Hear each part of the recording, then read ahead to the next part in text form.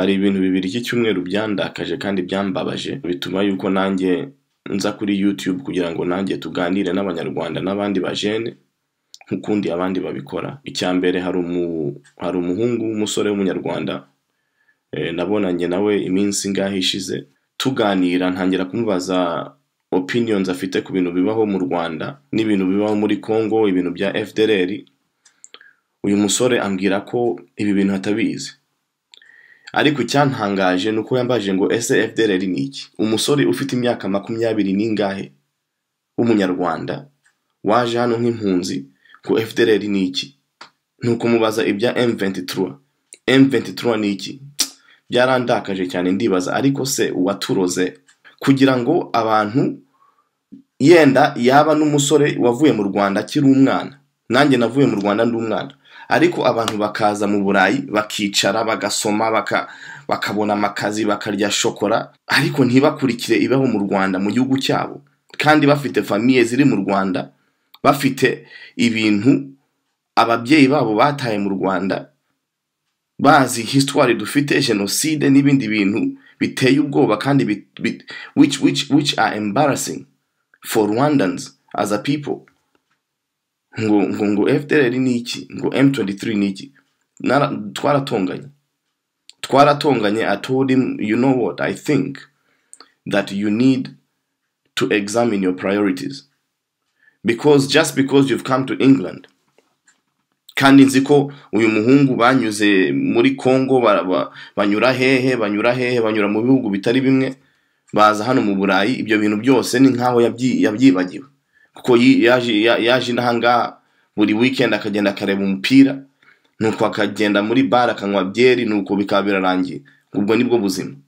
Namubwira ngo se utekereza yuko utazasubira mu Rwanda, iki gihugu ubamwe cyitwa Ubwongereza, wowe ubona ko uri umwongereza kubera ko ufite ya passport y'Abongereza baguhaye, wumva ko uri umwongereza, wumva ko nyine iki ni igihugu cyawe nta kibazo, ntagomba gutekereza ku bintu bibaho mu Rwanda. Ni ibintu biteye isoni. Ikindi kintu cya kabiri cyantangaje kandi cyambabaje ni nari ndimo kureba, hari ibingibi mu Rwanda byitwa ngo press conference, ngo abanyamakuru bakagenda bakavugana na Kagame bakamubaza ibibazo by'ubusa, ngo ese ngo Kagame ngo ibiki, ngo kuri perfect cyane ko watubohoye, ngo ese urabona ko buri ushobora gukomeza, ngo Kagame ngo ibintu by'ubusa. Ariko nge ndabikurikira kuko kiriya ni igihugu cyanjye kandi nzataha, kandi mbashaka kumenya ibindi bintu bakomeza babeshya abanyarwanda. Ariko icyantangaje nuko hari uwamubajije ikibazo, ndumva yaramubajije ibintu bya FDLR, nuko Kagame arakomeza ngo ese ngo ngewe ngo ejo bundi ngo narabivuze, ngo abanyamakuru ngo muragenda murabihindura, ngo muragenda ngo muvuga ngo nguki ngo reka mbisubiremwo, na cya kinyarwanda cye kitavugika nk'iki cyanjye ubona, ngo reka mbisubiremwo, ngo tuzabica, ngo bashaka kuzana umutekano mubi mu Rwanda, ngo tuzabisha, ngo tuzabarasa. Nari narabyumvishe igihe cya mbere yabivuze kandi abantu barashakuje, ariko arrogance uyu mugabo afite akavuga ngo reka mbikurikiremo, kandi ukabona abantu b'inkoma amashyi baraho ngaho, bari abagore ngo bamushiki wabo ngo bande bakicara aho ngaho, kandi bazi ukuri, uzi ko bari abamushiki wabo barize bakagira gutya bagakoma amashyi. Biratangaza ibintu bibaho mu Rwanda, biratangaza kugira ngo president, umuntu wita umukuru w'igihugu, agahagarara akabwira abantu ngo murase abantu in broad daylight. Umuntu we wese ngo mwita ngo umwanzi w'igihugu ngo mumurase. No, ibyo bintu ngewe byarantangaje, kandi ikibazo dufite nuko abanyarwanda nk'uriya musore navuze ubwa mbere, ni nkaho benshi twataye imitwe kubera ubwoba bari abantu bagiye badushyiramo, bakagenda badushyiramo ubwoba tugira ngo ntabwo dushobora guhagarara tukavuga ibintu. Ngewe nasabye Imana imbabazi, vuba ubu ngubu nasabye Imana imbabazi, ndayibwira ngo Mana, ngewe nararangaye kuko narinde mu bindi bintu, ndi mu mashuri, ntabwo ari ukuvuga ngo nibagiwe u Rwanda, ntabwo nibagiwe u Rwanda, igihugu cyanjye n'abanyarwanda, nubwo nta mbaraga mfite, ariko umunwa wo ndawufite, kandi n'ubwenge ndabufite. Niyo naba mu bindi bintu byo mu masomo no kwiga no gukora ibiki n'ibiki, abanyarwanda twese tugomba guhaguruka tukabwira abandi banyarwanda bari mu Rwanda kandi n'abandi batari mu Rwanda, tukababwira ko batagomba kwemera amafuti y'uriya mugabo n'abari abantu ba FPR. Ntabwo bagomba kuyemera. Batera abantu ubwoba ngo barica abantu, ngo umuntu agahagarara akavuga ngo I don't agree, bakavuga ngo ni umwanzi w'igihugu, ngo is an enemy of the state, ngo tumwice, ngo tumurase in broad daylight.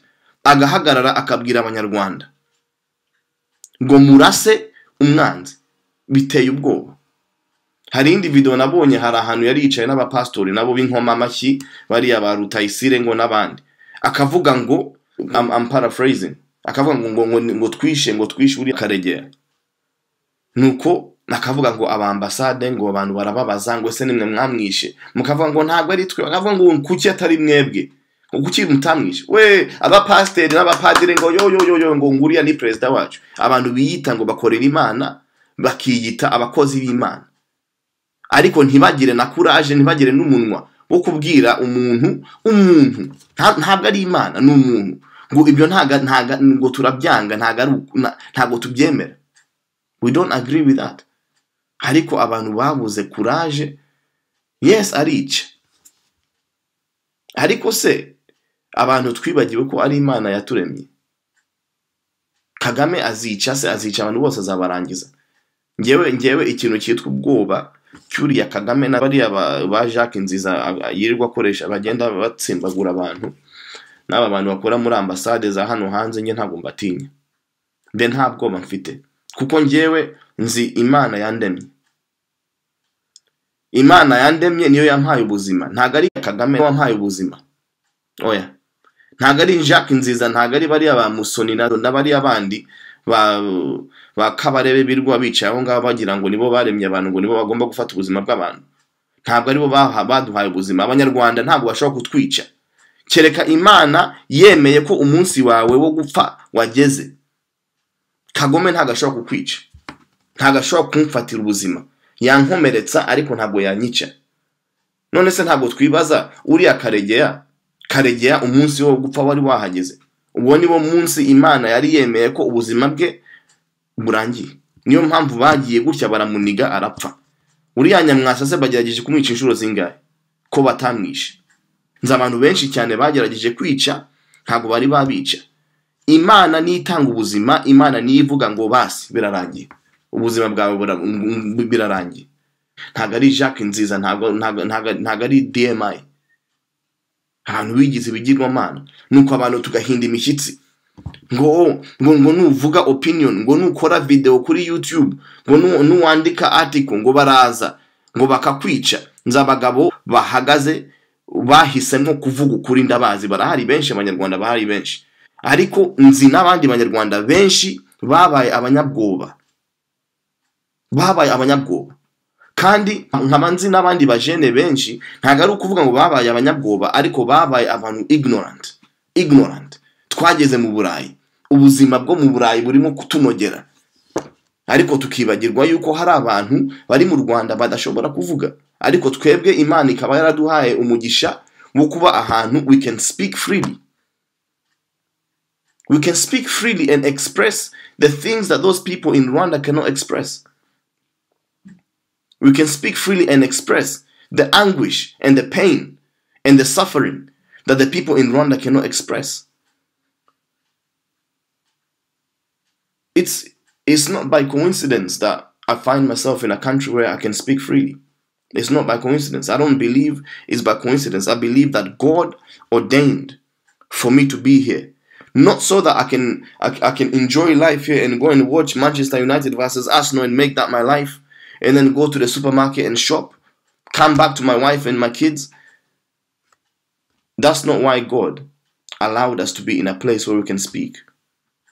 Ubwo rero ngewe, I want to speak to the young people, abanyarwanda, abajene b'abanyarwanda. I wish that we can stop ignorance. We stop ignorance. U Rwanda ni igihugu cyacu.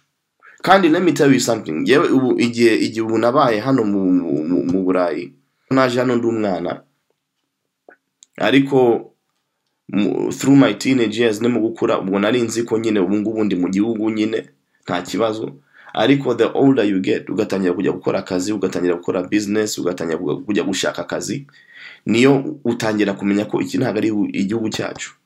Abazungu barabizi kandi barabikumenyesha yuko you are foreigner, you are an alien. Ubwo rero njyewe I don't plan on living my life in England. Mwebwe muri mu Bubiligi, mwe muri mu Bufaransa, muri Hollande, muri Amerika, yenda muzareba iyi video n'izindi video ndimo gushaka ko tuganira. Don't make your life, niyo waba warize ukaba ufite akazi keza, this is not your land. U Rwanda ni igihugu cyacu, tugomba kugenda tukisanzura, ariko ndabizi ko tudashobora kujyayo ubu ngubu kuko benshi ntabwo tuvuga rumwe n'uriya mugabo wiyita umukuru w'igihugu, nuko nyine akavuga ngo twese ngo turaba genocidaire, ngo twese ngo dufite ideology z'ibiki n'ibiki, ngo turaba terrorist n'ibiki. Hari nari mu gutanga ubuhamya mu rukiko ejo bundi, nuko nyine ndababwira ngo hari umudamu arambaza ngo ese kuko nyine nari mu gutanga ubuhamya n'ibi bintu by'abanyarwanda birirwa bagenda babashyiraho ibyaha bya genocide ngo bishe abantu. Nuko ngewe ndavuga ngo abantu bose batavuga rumwe n'iriya guverinoma babita ba genocidaire, babita bicana. Akadamu kaka juriste kakavoka karahagarara ngo none se wowe ngo kutavuga rumwe na guverinoma hari icyo bakwise se, ndaseka ndamubwira ngo not yet, kuko ubu ngubu nanjye ntangiye kuvuga n'abandi bose bavuga, nubwo navuye mu Rwanda afite imyaka ingahe itagera no ku myaka 10, bavuga ngo umwicanyi da, gufite imyaka 8 ngo waragiye ngo ufata amapanga utangira kwica abantu. Ntani abantu isoni ziragwira. Uzi yuko bari abantu genocide mu Rwanda yabereye abatutsi, kandi n'ubundi bwicanyi bwabereye abahutu. Ni nkaho babufata they really disrespect the people who died, kugira ngo bagende bakoreshe ikintu, such a terrible history that happened in our country, bakagikoresha as a tool for greed, kugira ngo bakomeze bategeke, bakomeze barye, bakomeze bagende barutinge Congo, bakomeze bagende bica abantu kuko badashaka, they don't want to share power, they don't want to share resources, ariko bakakoresha genocide, bagakoresha something that happened to real people, to real victims who even up to this day are suffering. Nison. Kandi ngewe personally for me ntago anyway, maybe I die and they silence me. Now ubundi I will not stop talking. I won't stop talking. Kandi sometimes there comes a time when talking is not enough. And when talking is not enough, there are other things that we can do.